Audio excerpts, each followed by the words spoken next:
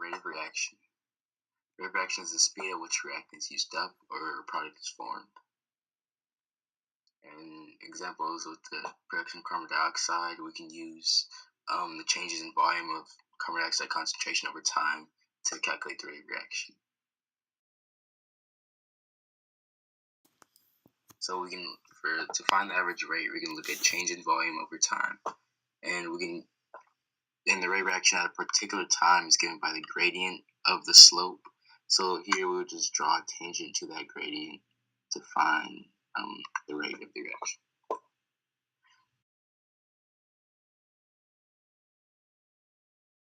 And change in concentration over time, just like with the carbon dioxide. So collision theory, conditions for a reaction to occur. So the minimum amount of energy that was required in the reaction is the activation energy. So if the activation energy is not reached, then no reaction will take place. And the particle must collide with the correct orientation with another particle, or again, no reaction will take place.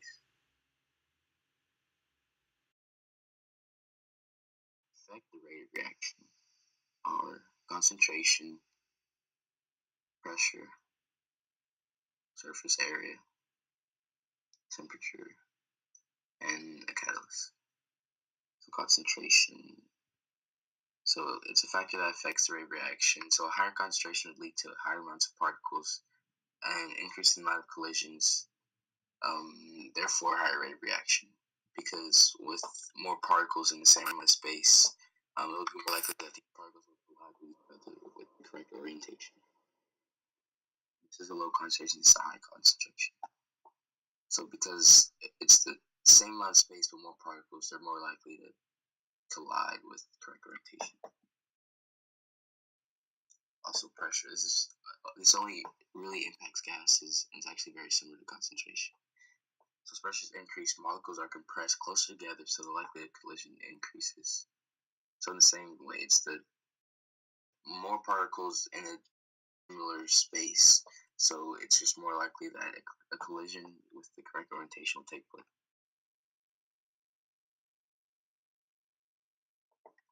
Surface area.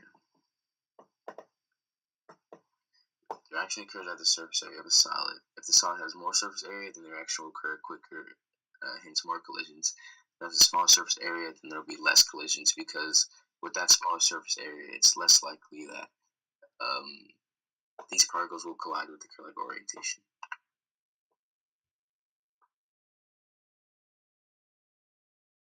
Temperature.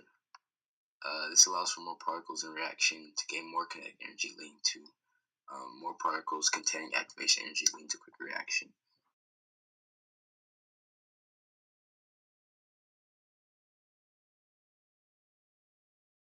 The Maxwell-Boltzmann distribution.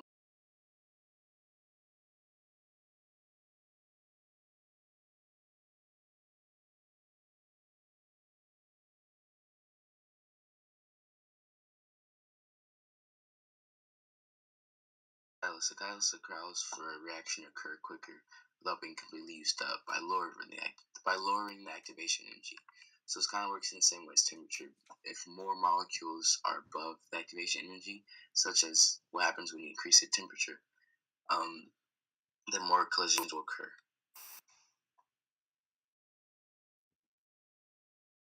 And IB style questions. Draw a graph that shows the distribution of molecular energies in a sample of two different temperatures. So this is T1 with low temperature and T2. So this is just the Maxwell-Boltzmann distribution.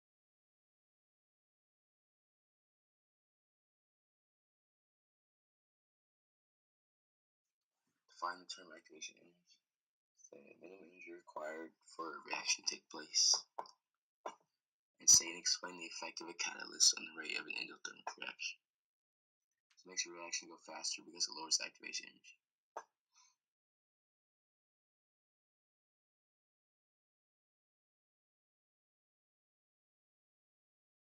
The rate of reaction will decrease because fewer collisions occur, because there are fewer amount of particles in the same amount of space, meaning it's much less likely that these particles will collide with each other. In general, of the Rayleigh reaction can be increased by all the following steps.